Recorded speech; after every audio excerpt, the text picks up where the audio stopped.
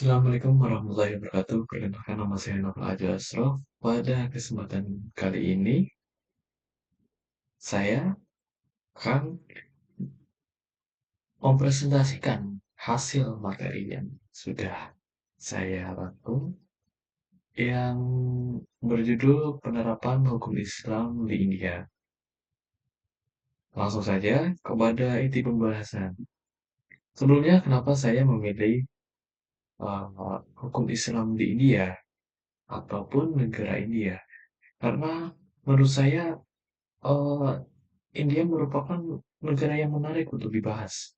Dikarenakan mayoritas agama di India itu adalah agama Hindu yang secara data 79,8% agama di India ya agama Hindu.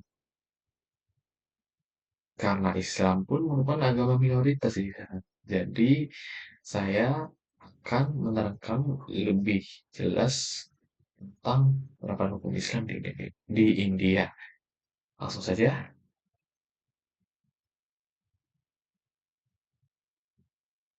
Histori. Dalam historinya, melakukan mesin oleh Muhammad Ibnu Qasim pada tahun 93 Hijriah atau 712 Masehi. Ini menandai bahwa awal masuknya Islam secara signifikan ke anak benua India. Ini bukan hanya invasi militer, tetapi juga membawa serta sistem sosial dan hukum Islam ke wilayah yang didominasi oleh sistem adat dan agama. Pengakuan bahwa bahkan di tengah kekuatan Islam, adat istiadat di India memiliki kekuatan yang relatif sangat kuat dan seringkali mengalahkan pengaruh hukum negara dalam kehidupan keluarga. Ini menunjukkan bahwa penerapan hukum Islam tidaklah monolitik, melainkan selalu berdialog dan terkadang kalah dengan tradisi lokal yang sudah lengkap. Terutama pada masa kejayaan Mughal tahun 1526 sampai 1885 Masehi, ini adalah puncak kekuasaan Islam di India. Dengan kerajaan yang luas dan berpengaruh, pada masa ini pula hukum Islam seringkali berdampingan dengan hukum adat dan sistem keadilan lokal. Memiliki pijakan yang kuat dalam sistem pemerintahan, banyak ahli hukum dan ulama Islam berkembang pada periode ini. Pluralitas agama di India. India sebagai negara yang dengan agama cukup banyak seperti Hindu, Buddha, Kristen, dan Islam, yang secara langsung berkorelasi dengan pluralitas di bidang hukum. Mayoritasnya Muslim di India menganut aliran Sunni, Hanafi, dan Syafi'i, menghadirkan sistem hukum personal Islam yang berjalan beriringan dengan hukum lain yang berlaku bagi komunitas non-Muslim. Hal ini secara implisit juga menyoroti tantangan yang timbul dari koeksistensi antara hukum agama minoritas dengan tradisi budaya yang ada, seringkali dipengaruhi oleh agama mayoritas.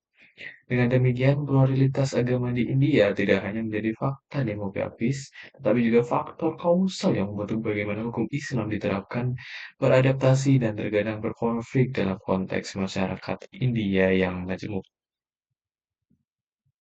Fase perkembangan hukum Islam di India, saya bagi terdapat tiga fase, yaitu fase introduksi atau fase awal, fase persinggungan dan dominasi adat, dan fase pembaharuan.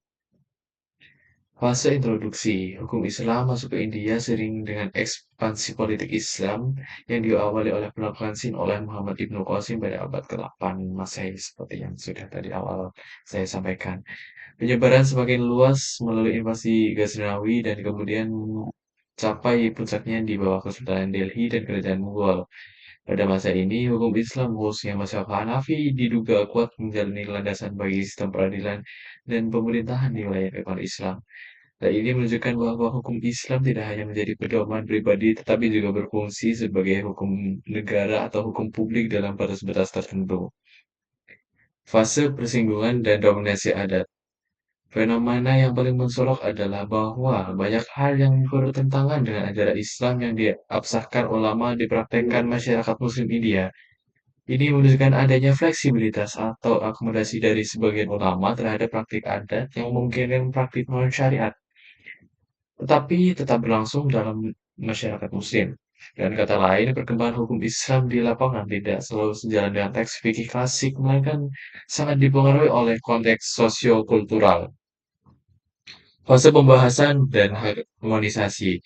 Kondisi di mana adat lebih dominan daripada pengamalan ajaran Islam ini kemudian mendorong munculnya pemikiran Muslim berbaharuan seperti Ahmad Khan dan Muhammad Iqbal. Berkembangnya hukum Islam pada masa ini ditandai dengan gagasan baru yang bertujuan memajukan masyarakat Muslim. Fokus utamanya adalah pada hukum publik, terutama hukum keluarga, yang merupakan area paling banyak dipengaruhi adat. Gagasan pembaruan ini diterima oleh masyarakat karena terpadukan antara jiwa hukum Islam dan esensi adat istiadat masyarakat India. Ini menunjukkan bahwa perkembangan hukum Islam selanjutnya bergeser ke arah kontekstualisasi dan harmonisasi di mana upaya dilakukan untuk mencari titik temu antara prinsip-prinsip syariat dan kearifan lokal. Terima kasih. Cukup sekian yang dapat saya sampaikan, banyak kekurangan dan kelebihan, mohon maaf. Wassalamualaikum warahmatullahi wabarakatuh.